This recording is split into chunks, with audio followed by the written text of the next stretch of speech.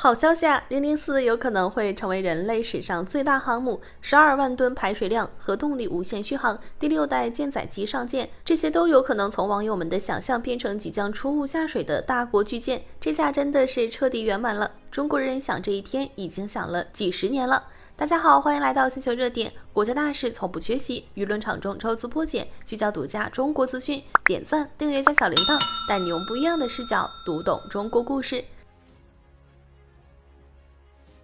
根据最新卫星图片显示，004号航母在大连造船厂已经完成分段合拢，这就意味着004号航母很快就能登上船台了。虽然目前官方还没有公布004航母的精准数据，但综合国内外多方消息，再结合最新曝光的相关画面推测，004航母的体型比8万余吨的福建舰以及11万吨级的美国福特号航母都大了不少。小编猜测，按照这个体型差距，004航母的排水量达到12万吨级，自然也就顺理成章。一旦004航母达到12万吨级排水量，它不仅会成为人类建造过的最大航母，同时也有望成为人类史上最强的航母。众所周知，10万吨被公认为航母的黄金吨位，因为这个吨位能让航母在作战能力、生产成本、远洋部署、建造速度等多个方面都达到最优平衡，是经过全球海军多年实战验证的合理吨位。那么问题来了，既然10万吨是黄金吨位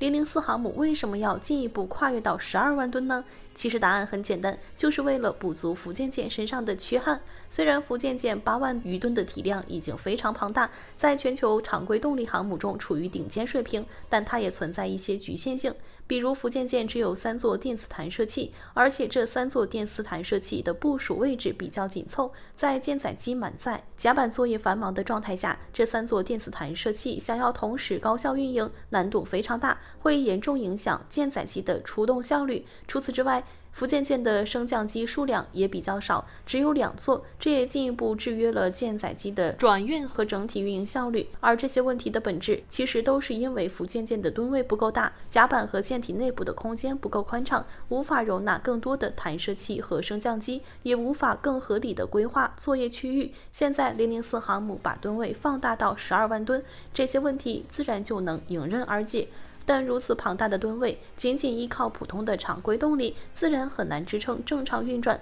而核反应堆就没有这些烦恼。一方面，核反应堆不需要烧油，能彻底摆脱对燃油补给的依赖，实现无限巡航；二来不需要铺设排烟道，既节省空间，又不会产生干扰电子设备的黑烟。而且核反应堆自身的体积非常小，但释放出的能量却是蒸汽轮机、燃气轮机的好几倍。这样一来，核反应堆无疑就是004航母的最佳动力选择了。更何况004航母除了要驱动庞大的舰体航行之外，还需要为更多的电磁弹射器、电磁升降机以及各类先进电子设备提供更加充足、稳定的电力供应。此外，未来可能上舰的电磁能武器也都是需要消耗巨量电力的电老虎。所以004航母的设计不仅要考虑动力输出是否足够强劲，还要考虑电力供应是否充沛。而想要同时保证强劲的动力输出和充足的电力供应，目前来看几乎只有核动力一个选择。当然，可能也会有朋友担心，我们之前从来没有造过使用核动力反应堆的水面军舰，如今贸然将核动力应用在航母上，风险是不是太大了？这个风险的确是存在的，但对于今天的我们来说，其实并不是什么无法克服的难题。有些人一谈到核反应堆上舰就谈虎色变，但殊不知我们早已经成功造出了核潜艇，在核动力应用方面并不是一片空白。大家可以参考法国海军的戴高乐号航母，它使用的核反应堆就是核潜艇上的反应堆。尽管核潜艇使用的核反应堆功率相对较小，但在技术原理、使用操作以及防护设计等方面都与航母核反应堆一脉相承。所以大家完全没有必要过分担心核动力上舰的风险，更何况我们现在已经开始探索将新一代土基熔岩核反应堆应用在民用货船上，相关技术正在逐步成熟。小编觉得，只要技术足够强大、足够成熟，我们完全可以实现一步跨越。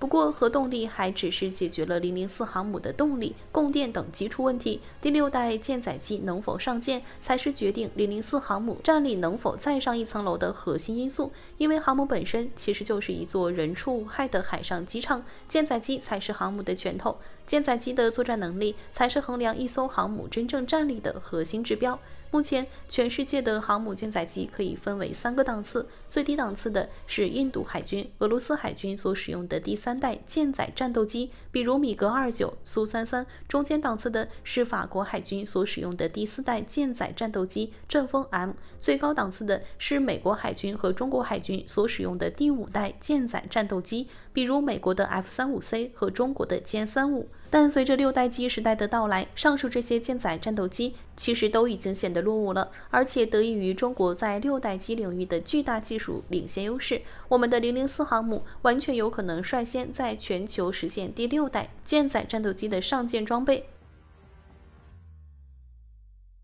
聊完了我们的004航母，我们再来聊聊美国的最新航母。说出来大家可能都觉得好笑，一艘10万吨级的钢铁巨兽，竟然耗了6年多才第一次动起来，而且它出海第一件事不是展示战斗力，而是确认自己还能不能正常航行。据战区网站2026年1月28日报道，当地时间1月28日，美国海军福特级的2号舰 CVN-79 肯尼迪号航母终于离开了纽波特纽斯造船厂，开始它的首次海试。但这条新闻的关键根本不是首次海试这个开始，而是终于这2个字，因为这艘航母的建造历程实在太拖沓了。肯尼迪号航母2015年正式开工，2019年就已经下水。可下水之后，它没有进入后续的测试西装阶段，反而一直在水里泡着，一动不动。它的原计划交付时间是2022年，结果一拖再拖，先是推迟到2024年，之后又推迟到2025年。而现在最新的官方时间表显示，它要到2027年3月才能正式交付。